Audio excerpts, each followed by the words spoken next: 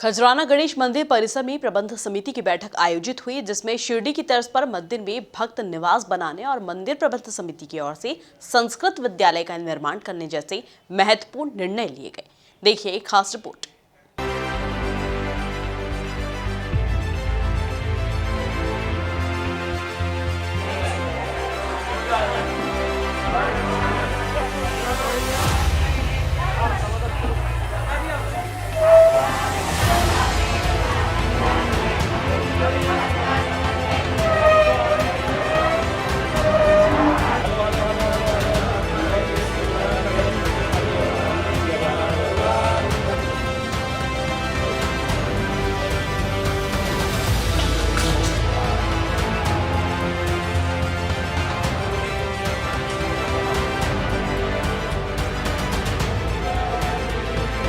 विश्व प्रसिद्ध खजराना गणेश मंदिर अब विकास के पथ पर अग्रसर होते चले जा रहा है, जहां खजराना गणेश मंदिर परिसर में प्रबंध समिति की बैठक आयोजित हुई, जिसमें मंदिर से जुड़े कई अहम निर्णय लिए गए।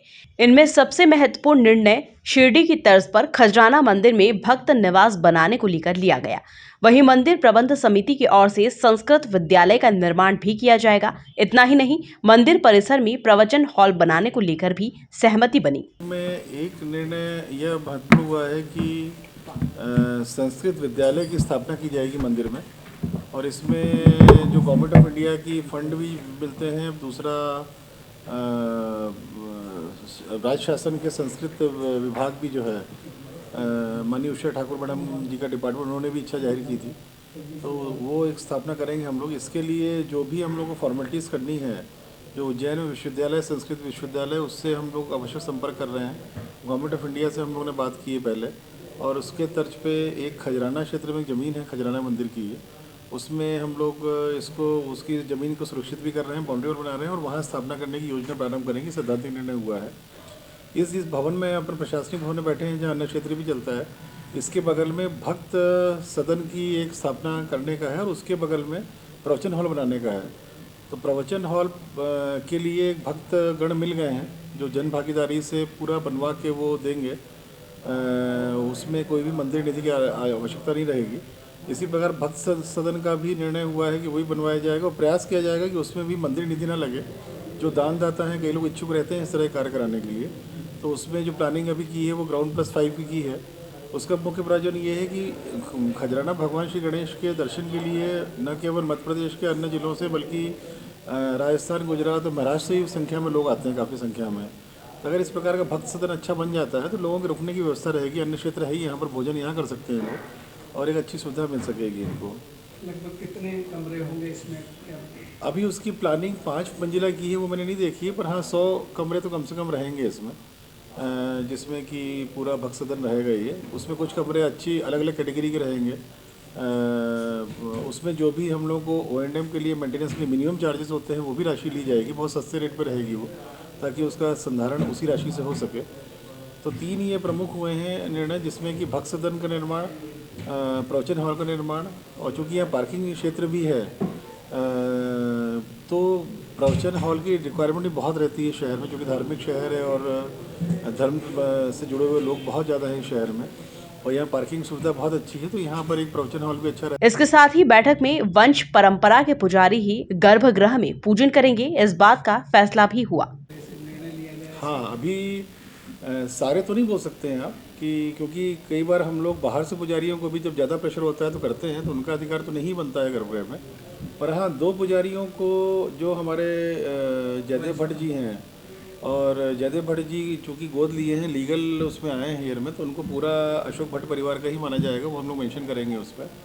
और हमारे सतपाल महाराज जी भी बहुत अच्छे पुजारी हैं, उनको भी लाइफ लॉन्ग इसमें पूजा अर्चना का अधिकार रहेगा उनको, क्योंकि वो भट्ट परिवार के नहीं हैं, किंतु अशोक भट्ट, अनीता भट्ट जी के प्रतिनिधि बतौर वो लगभग 22-23 साल से काम कर रहे हैं यहाँ पर। इनके आगे की पीढ़ी का कोई अधिकार रहेगा? जयदेव भट्ट जी की उसमें कुछ नहीं रहेगा, पर हाँ कोई समस्या नहीं रहेगी, किंतु सतपाल महाराज जी के उसमें उनको हम लोग आजीवन अधिकार दे रहे हैं हम लोग। और कोई भी विवाद था पुजारियों को के अलावा, जो चौहत्तरी को लेकर कोई निर्णय लिया गया कि चौहत्तरी जिस तरह से नहीं ली जा सकती है? नहीं, देखिए उसमें तो जो हम लोगों ने 2.25 लाख कर दिया है, वो सफिशिएंट है। अच्छी राशि बढ़ाई है पिछली बार जो प्रबंध समिति की बैठक हुई थी। उसमें मेरे ख्याल से कोई चेंज करने का नहीं है। ये बात ज़रूर हुई थी कि ये विचार था, डिस्कशन में तो नहीं था वो, कि प्रतिशत में किया जाए, जो ये अमाउंट रहता है इसको प्रतिशत में किया जाए। पर प्रतिशत में करने से मेरे ख्याल से कभी कभार पुजारियों को बहुत उसमें हानि भी हो सकती है, लॉस भी हो सकता है, क्योंकि इसी राशि से पुजारियों के परिवार चलते हैं, उनको हानि ना हो। इसलिए आज कुछ कल चर्चा हम लोग की पुजारियों से हुई थी, उसमें वो भी सहमत थे कि हाँ, अगर प्रतिशत कर देते हैं और ये 2.25 लाख बंद कर देते हैं, तो जैसे कोविड आया, अभी चढ़ोतरी बंद हो गई थी, तो उसमें इनको पैसा ही नहीं मिलता है इन लोगों को। किंतु चूँकि फिक्स राशि जा रही थी, इसलिए मंदिर से निरंतर जाती रही है उनको जो है, तो इस तरह में उनको लॉस भी है उसमें। जिस तरह से पुजारी चढ़ोतरी लेते हैं वेतन के बावजूद भी, तो ये जारी रहेगा? देखिए, गलत तो है ये, जो आप प्रश्न पूछ रहे हैं वो उसका जवाब तो ये है कि जारी नहीं रहना चाहिए, गलत है ये। इस पर कोई निर्णय लेंगे? अभी आज तो डिस्कशन में कुछ नहीं आया है, पर हाँ, अगर उसको आप बोलेंगे कि सही है गलत है तो गलत है वो तो।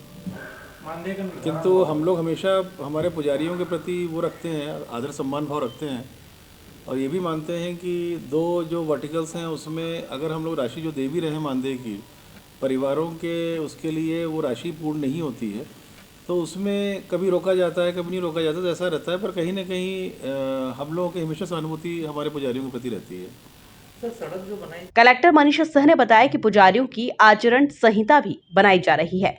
पुजारियों की एक आचरण संहिता भी हम लोग बना रहे हैं। उसके लिए आज अभी जो समिति ने उपविधि में कार्य किया था, उसी समिति को में चूँकि पुजारीगण भी हैं, एक आचरण संहिता भी होना बहुत ज़रूरी है पुजारियों के लिए, कि कोई पुजारी अगर परिवार का व्यक्ति है, अगर उसको इतना अधिकार प्राप्त है कि गर्भगृह में पूजा कर सकता है, अगर वो समाज में मूव कर रहा है और कहीं भी जा रहा है, परिवार के साथ जा रहा हो, अकेले जा रहा हो, किस प्रकार के वस्त्र पहनेगा, किस प्रकार के लोगों के साथ मूवमेंट होंगे उसके, उसका सार्वजनिक जगहों पे क्या व्यवहार रहेगा उसका, वो सब चीज़ें पे हम लोग आचरण संहिता बना रहे हैं। पुजारियों की कोई ड्रेस कोड वगैरह? ड्रेस कोड तो मेरे ख्याल से एक्ट में कुछ मेंशन्ड है ऑलरेडी, इसलिए उसको हम लोग ने अलग से नहीं किया है। पर पुजारियों का आचरण ठीक रहना बहुत ज़रूरी है, क्योंकि कोई भी पुजारी अगर कहीं भी शहर में अगर मूव कर रहा है, कहीं भी उसके द्वारा कोई दुर्व्यवहार किया जाता है या उसके साथ ऐसा कृत्य किया जाता है कि जो कि एक सभ्य समाज में एक्सेप्टेबल नहीं रहता है, तो उससे मंदिर की प्रतिष्ठा को फर्क पड़ता है उससे, इसलिए। इस दौरान मंदिर समिति से जुड़े सदस्य और पुजारी बैठक में मौजूद रहे। Bureau report, MP news, Indore.